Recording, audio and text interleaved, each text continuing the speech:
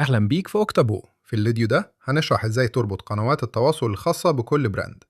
كل براند جوه أوكتابو ليه قنواته الخاصة، يعني كل عميل أو براند بتديره تقدر تربط له قنوات التواصل بتاعته وتجمعها كلها في مكان واحد، وده بيساعدك تتابع رسائل الليدز والاستفسارات من غير ما تتنقل بين أكتر من منصة. علشان تبدأ، ادخل على البراند اللي عايز تربط له القنوات. بعد ما تفتح البراند، اختار من القائمة القنوات. هنا هتلاقي كل القنوات المتاحة للربط زي فيسبوك، انستجرام، واتساب، أو أي قنوات تانية متاحة عندك على المنصة. وميزة أوكتابو إن دايما في قنوات جديدة بتتضاف، فطبيعي إنك مع الوقت تلاقي اختيارات جديدة ظهرت عندك وتقدر تستخدمها ضمن نفس الباقة من غير مصاريف زيادة على القنوات المدعومة في خطتك. بعد ما تدخل على صفحة القنوات، اختار القناة اللي عايز تربطها واضغط على زرار الربط. بس خد بالك من نقطة مهمة جدا، لازم يكون عندك صلاحية دخول أو إدارة على الصفحة أو الحساب اللي عايز تربطه. يعني لو هتربط صفحة فيسبوك أو حساب انستجرام، لازم الحساب اللي بتستخدمه يكون عنده الصلاحيات المناسبة. ولو هتربط واتساب بيزنس، لازم تكون بتستخدم الحساب المسؤول عن الرقم أو الحساب التجاري. من غير الصلاحيات دي، الربط ممكن ما يتمش بنجاح. خلينا ناخد مثال على ربط قنوات ميتا زي فيسبوك، انستجرام، أو واتساب.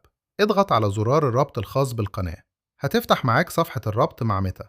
هنا مهم جدا إنك تختار الحساب والصفحة الصح، ولو ظهر لك اختيار إعادة ضبط أو إعادة اختيار الصلاحيات استخدمه. الخطوة دي بتساعدك تتأكد إنك بتربط الصفحة المناسبة بالبراند الصح جوه أوكتابو، وده مهم جدا خصوصا لو أنت بتدير أكتر من عميل أو أكتر من صفحة من نفس حساب ميتا. وورنينج: قبل ما تكمل، راجع اسم الصفحة أو الحساب اللي اخترته. اتأكد إن الصفحة دي تخص نفس البراند اللي انت واقف جواه في أوكتابو، لأن ربط صفحة عميل على براند تاني ممكن يعمل لخبطة في رسائل الليدز والتقارير. بعد ما تختار الصفحة أو الحساب المناسب، وافق على الصلاحيات المطلوبة. بعدها هترجع تاني لأوكتابو وهتشوف إن القناة اتربطت بنجاح.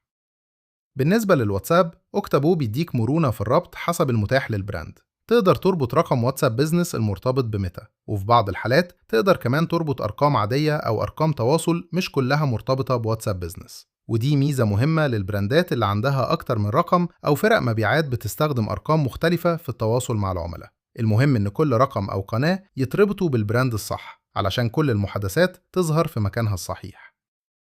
بعد ما القناة تتربط، تقدر تبدأ تستخدمها من جوه أوكتابو. يعني الرسائل الجديدة اللي جاية من القناة دي هتبدأ تظهر جوه صندوق الوارد الخاص بالبراند، ومن هنا تقدر تتابع المحادثات، ترد على العملاء، وتشوف تفاصيل الليدز من نفس المكان، بدل ما تفتح فيسبوك لوحده وإنستجرام لوحده وواتساب لوحده. كل حاجة هتكون متجمعة جوه أوكتابو. بعد أي عملية ربط، الأفضل تعمل اختبار سريع. ابعت رسالة تجريبية على القناة اللي لسه رابطها، وبعدين ارجع لأوكتابو وشوف هل الرسالة ظهرت في صندوق الوارد ولا لأ. الاختبار ده بسيط لكنه مهم جدا، لأنه بيأكد إن الربط شغال وإن الرسائل داخلة للبراند الصحيح. خلينا نراجع بسرعة اللي عملناه. دخلنا على البراند، فتحنا صفحة القنوات، اخترنا القناة المطلوبة، ضغطنا على زرار الربط، فتحنا صفحة الربط مع ميتا لو القناة تابعة لميتا، اخترنا الصفحة أو الحساب المناسب، وافقنا على الصلاحيات، وتأكدنا إن القناة اتربطت بنجاح.